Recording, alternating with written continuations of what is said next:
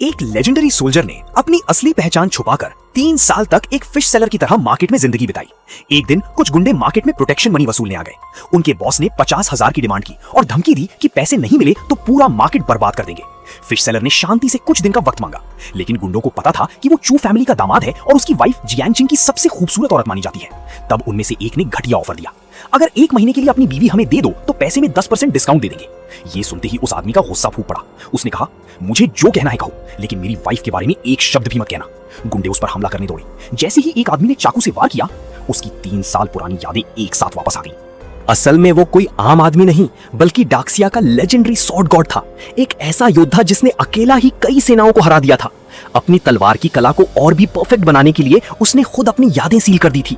3 साल पहले जब उसने चू फैमिली की बड़ी बेटी से शादी की थी, तब उसने शादी के गिफ्ट में 3 अनमोल नेशनल ट्रेजर्स दिए थे। यादें लौटते ही उसने एक ही बार में गुंडे का चाकू गिरा दिया। बाकी सब भी कुछ ही सेकंड्स में जमीन पर पड़े थे। तब सबको समझ आ गया कि उन्होंने गलत इंसान से पंगा ले लिया है। दूसरी तरफ चू फैमिली में एक बड़ी पार्टी चल रही थी। फैमिली उसी स्वॉर्ड गॉड की तलवार दिखाकर एक अमीर फैमिली को इंप्रेस कर रही थी। साथ ही वो अपनी बेटी की जबरदस्ती एक अमीर प्लेबॉय से शादी करवाना चाहते थे। जब लड़की ने मना किया, तभी उसका हस्बैंड वहां आ गया।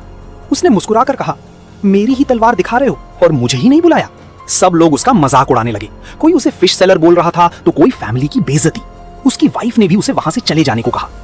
फैमिली की मैट्रियार्क बोली, तुम कभी मेरी पोती के लायक नहीं हो सकते। यह सुनकर उसने शांति से जवाब दिया, जब मैंने शादी के वक्त 3 नेशनल ट्रेजर्स दिए थे, तब तो आपने ऐसा नहीं कहा था। यह सुनते ही सब समझ गए, उसकी यादें वापस आ चुकी हैं। लेकिन फिर भी वाइफ के भाई के नौकर ने उस पर तलवार चुराने का इल्जाम लगा दिया। उसने उसे घुटनों पर बैठकर माफी मांगने को कहा। जवाब में स्वॉर्ड गॉड ने सिर्फ एक बार किया और उसका हाथ तोड़ दिया। फिर उसने सबके सामने कहा, आज के बाद मेरी वाइफ को कोई उसकी मर्जी के खिलाफ मजबूर नहीं करेगा। ये देखकर वाइफ इमोशनल हो गई, लेकिन उसे डर था कि फैमिली और प्लेबॉय उसके हस्बैंड को मार देंगे। इसलिए उसने झूठ बोल दिया कि वो प्लेबॉय से शादी करने के लिए तैयार है। उसने हस्बैंड को डिवोर्स पेपर साइन करके चले जाने को कहा, लेकिन स्वॉर्ड गॉड सीधा अपनी तलवार की तरफ चल दिया। प्लेबॉय ने पीछे से उस पर हमला किया, उसे जमीन पर गिरा दिया और जोर का थप्पड़ मारा। फिर डिवोर्स पेपर्स उसके सामने फेंक कर बोला, फिश सेलर, घुटनों पर बैठ और साइन कर, मैं तेरी जान बख्श दूंगा। लेकिन स्वॉर्ड गॉड ने सिर्फ इतना कहा, मैं बिना अपनी वाइफ के कहीं नहीं जाऊंगा। प्लेबॉय ने फिर से हमला किया। इस बार वाइफ उसके सामने आ गई, लेकिन स्वॉर्ड गॉड ने खुद उस वार को सह लिया। खून से लथपथ होने के बाद भी वो उठ खड़ा हुआ और बोला, आज कोई भी मेरी वाइफ को मुझसे अलग नहीं कर सकता। उसकी वाइफ यकीन ही नहीं कर पा रही थी।